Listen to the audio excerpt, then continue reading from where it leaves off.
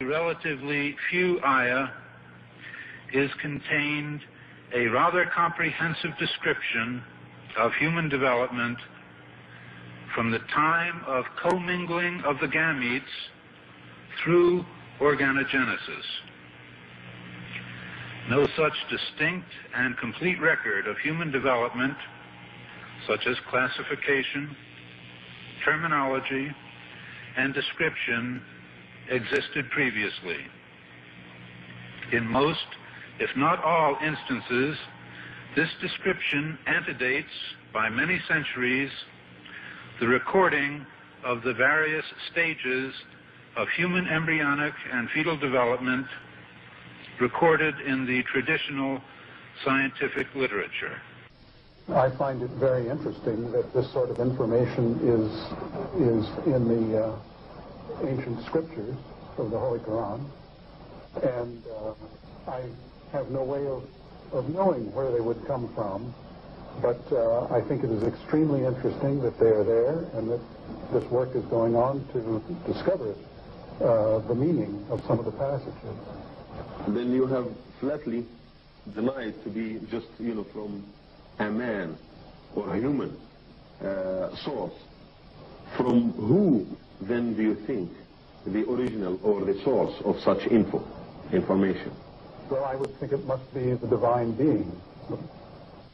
In substance, the Quran describes not only the development of external form, but emphasizes also the internal stages, the stages inside the embryo of its creation and development, emphasizing major events recognized by contemporary science.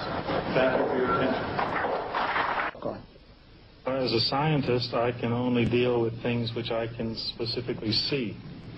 I can understand embryology and developmental biology. I can understand the words that are translated to me from the Quran. As I gave the example before, if I were to transpose myself into that era, knowing what I do today and describing things, I could not describe the things which were described.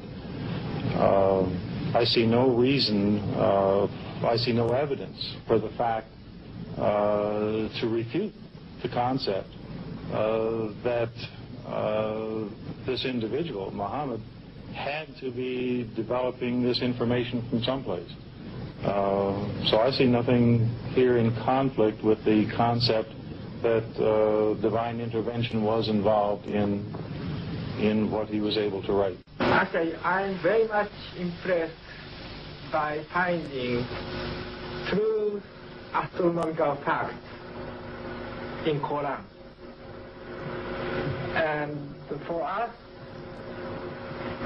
the modern astronomers have been studying very small fields of the universe.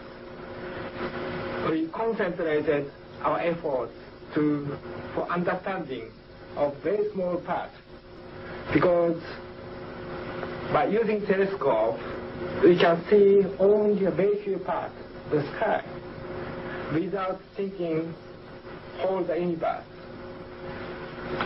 So by reading Quran and by answering to your questions, I think I can find my future way for investigation of the universe. Well, thinking of many of these questions and thinking where Muhammad came from, he was after all a Bedouin.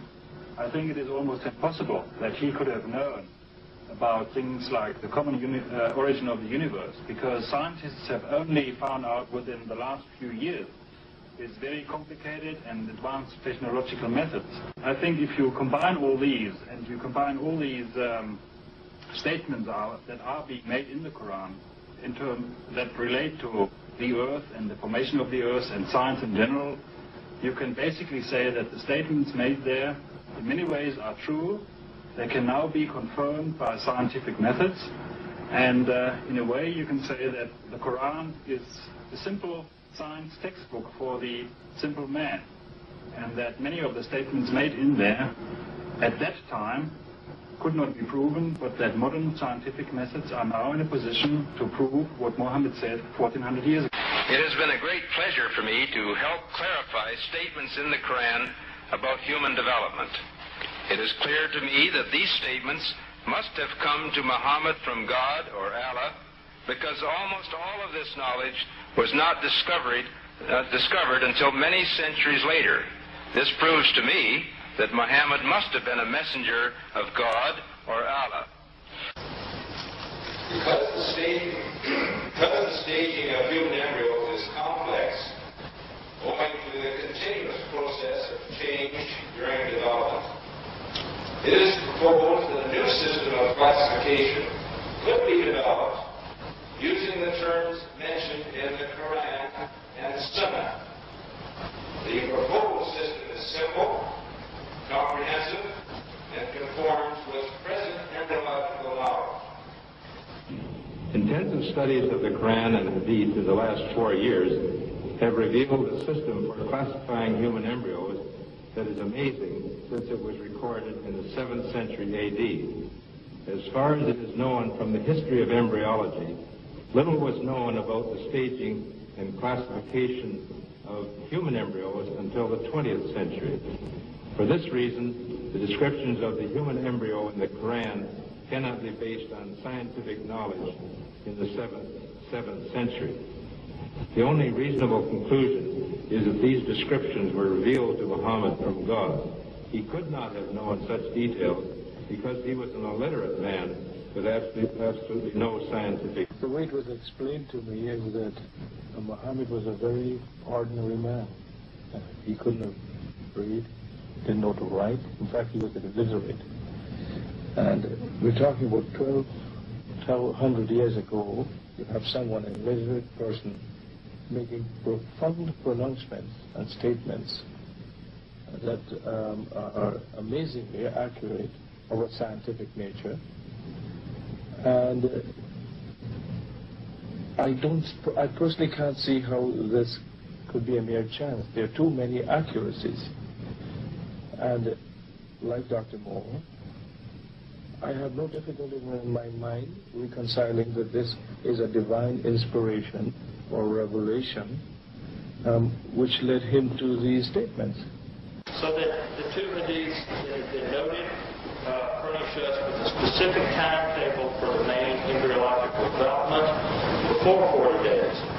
Again, the point has been made, I think, repeatedly by the speakers this morning. These hadiths could not have been obtained on the basis of the scientific knowledge that was available at the time of their writing, and hence could support the hadiths reflecting the knowledge of God. Thank you very much. It follows, I think, that not only is there no conflict between genetics and religion, but in fact religion that guides science by adding revelation to some of the traditional scientific approaches. That there exist statements in the Quran shown centuries later to be valid would support knowledge in the Quran having been derived from God.